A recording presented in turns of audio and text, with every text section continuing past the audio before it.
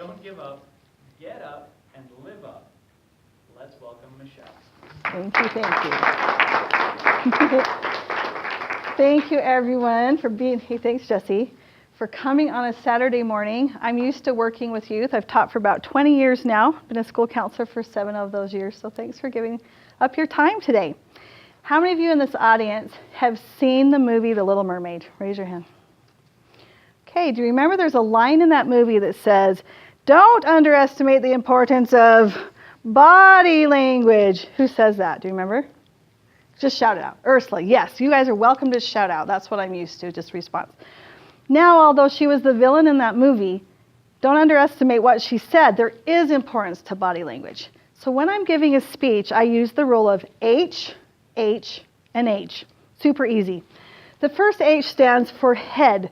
What are we doing here? When you're going to be giving your speech, make sure your hair is neatly groomed. It's not in an erratic style. It's going to be distracting to the audience. What are we doing with our eyebrows? Are we doing the wave? Are we distracting people, right? And our eyes. What we do with our eyes is one of the most important things we can do with our body, because we need to try to make eye contact with nearly everyone in the audience if it's possible. We don't want to just scan across, right? And we don't want to stare at someone for too long. Probably even more than 3 to 5 seconds might make someone feel uncomfortable, right? Okay. So if you're new to this and you do get nervous, here's a trick.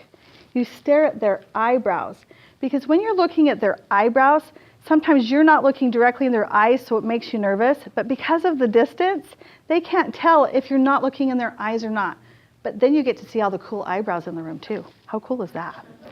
Okay, your nose. Are you sniffling? Are you rubbing your nose and being distracting? Probably don't want to do that. Make sure you're clean in this area. Your mouth. Are you pursing your lips when it's time to be angry? Are you enunciating so much that they focus on that and not on your message that you're conveying? Are you smiling once in a while?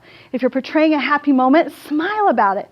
But don't smile so much that it kind of can come across as creepy, right? Yeah, a little bit there. Okay, so use your smiles appropriately. So there's your H for your head. The next H stands for hands. So everyone, I want you to take your hands and look at the top part of your hands. Oh, interesting, right? Okay, flip them over and look at the palms of your hands. Now look up at me. Which one is more soothing and calming to you? It's the palms.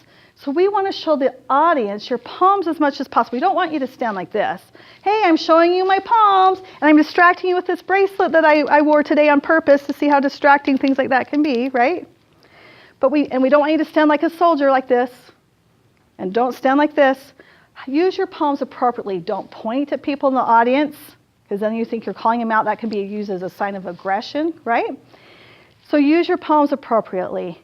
And also, if you have a podium in front of you or a stand, the rule is this: never touch the podium or the stand.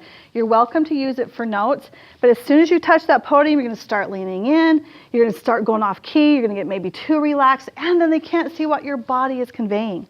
Oftentimes with our hands, when we're nervous or embarrassed, we feel vulnerable. So we try to cover up our vital parts, whether it's our stomach, it's just this region here. Hold our hands here, or we do this. This is a sign of being offish, or don't talk to me, I'm not going to listen to you, so why should you listen to me?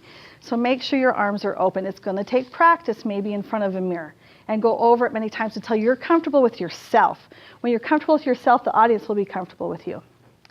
The next H stands for the hovering helicopter. We want to be kind of like a hovering helicopter. We don't want to be one that's erratic and going all over the room, but we want to use our space appropriately. My audience is here to here, so my goal is to maybe kind of come to this end of the room, connect with some people here, so you're taking notes, you're listening, some of you are just soaking it in, and when it's appropriate, go to another side of the room, or maybe you go closer to the audience or further away. So become the hovering helicopter. Okay, so the 3 H's for body language for you to focus on right now. What's the first H? Head. Your head. What's the second H? Hands. What's the third H? So like 2 more H's, right? Hovering helicopter.